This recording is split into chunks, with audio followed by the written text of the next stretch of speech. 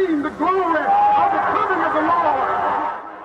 Dr. Martin Luther King Jr., the night before he was assassinated. It was a tragedy that shook America to its core, but it couldn't stop a movement. Wednesday marks the 50th anniversary of King's death. And in Memphis, preparations are underway at the National Civil Rights Museum, built inside the Lorraine Motel where he was shot.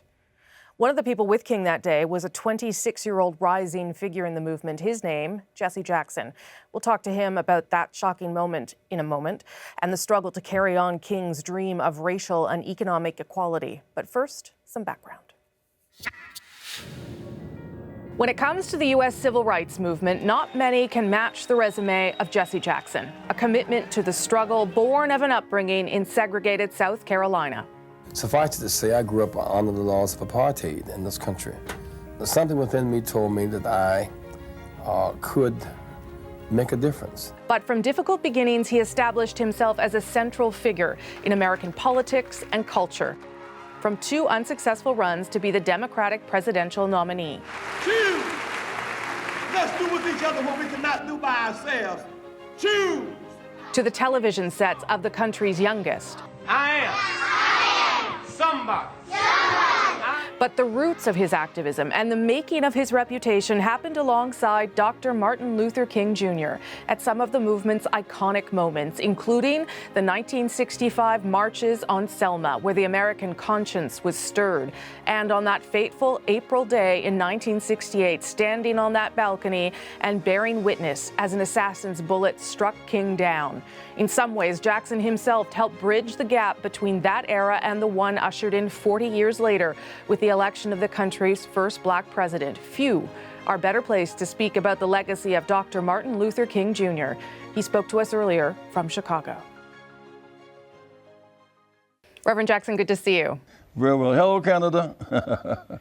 Reverend, this Wednesday will mark the 50th anniversary of the assassination of Martin Luther King. You had a special relationship with him. Of course, you were there on that day. Maybe you could just start by giving us your favorite personal memory of him as a friend, as an icon, and as a mentor. The day of his death, the day before, the April 3rd, really, we talked about his family background and how they'd come up through the rough side of the mountain, so to speak. Asked me to go to the church, and I didn't feel like going, really. He came, and that's how he gave the mountaintop speech. He said that, as he talked about things people could do, he said, I'm not fearing any man. I've seen the glory and the coming of the Lord. I've been at the mountaintop. We've got some difficult days ahead, but it really doesn't matter with me now because I've been to the mountaintop. We thought the reference was clearly to the airplane threat the day before. We didn't think it was any kind of premonition. We heard those words before, really. And then the next day, of course, it was an awfully tragic moment. Every time I'm near Memphis, the scab comes off and the sore is still raw. Reverend Abernathy came out and said, "Get back, my friend Martin, you can't leave us now." And we stood there transfixed, really. There's a picture of Andy and I with our hands out pointed toward the hill the bullet came from, saying the police were coming up with drawn guns. The bullet came from that way. So I got up and wiped off my shirt and went and called Mrs. King. And she said, "I'm in the bed reading." I said, "Doc had been shot, I think, in the shoulder." I couldn't say what I really had seen. She said, "I'll be there as quickly as I can get there." And of course, in a few moments, they pronounced him dead. It was a tragic moment. So much of the activism that we see today is from that legacy, from the civil rights movement, from the assassination, from you. What lessons do you think activists, and particularly black activists, have learned? He bequeathed to us the right to vote, which we didn't have at that time. Blacks couldn't vote for 85 years. White women couldn't serve on juries. 18-year-olds couldn't vote. You couldn't vote on college campus. You couldn't vote bilingually. That became a new force in American politics. And from the balcony in Memphis at Lorraine Hotel, balcony at the White House where Barack Obama stood 40 years later, 40 years in the wilderness, we never stopped working. We never stopped raising votes. We never stopped building coalitions, and we won. We did not give up. We kept fighting poverty, and we're fighting war on poverty today, and fighting the end so much violence that today the poverty base is expanding. War is expanding, and the gap between the rich and the poor has gotten wider, but he's left us a legacy to fight back, and we're still fighting. When you see, for instance, the march that we saw last weekend across the United States, but particularly, of course, in Washington, teenagers fighting the NRA, Black Lives Matter, another movement, what does that tell you about how the country is still now? It says that one bullet cannot kill a movement, that our quest for dignity and decency will not be stopped, that these young people are saying, in some sense, hands up, don't shoot, vote.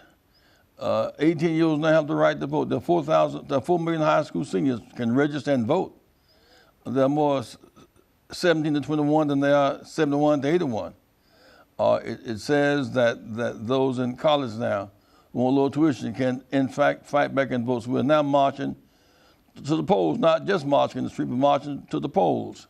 And it says we're doing it in a nonviolent way. We're choosing nonviolence over non-existence. We're choosing multiracial coalitions as opposed to some form of limited nationalism. It's not about black or white or brown nationalism. It's about globalism, about learning to live together as brothers and sisters and not die apart in foolish divisions. When you see, though, some of the rhetoric that is coming from the White House, for instance, public discourse, what we saw in Charlottesville, do you feel that your country is better off than it was, or that there is still really a huge amount of work to do? A tug of war for the soul of America, fought by hope and healing, or backed by hurt and hate. The force of hurt and hate are not going to win this fight. We're going to keep fighting.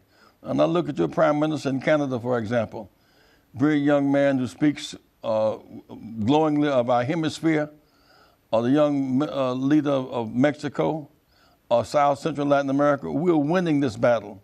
If you were trying to swim today from Britain to France, it's 30 miles. The distance is not the issue, it's the undercurrent. There's a violent undercurrent in our country today, and yet somehow we see Americans saying, ban assault weapons. We're saying more background checks. We're saying, let's live together as brothers and sisters. The thrust forward is not going to be turned around. We have the means to fight. We have the motivation to fight. We're going to fight forward for hope. Reverend Jackson, a pleasure to speak with you. Thank you, sir. Thank you, and God bless Canada.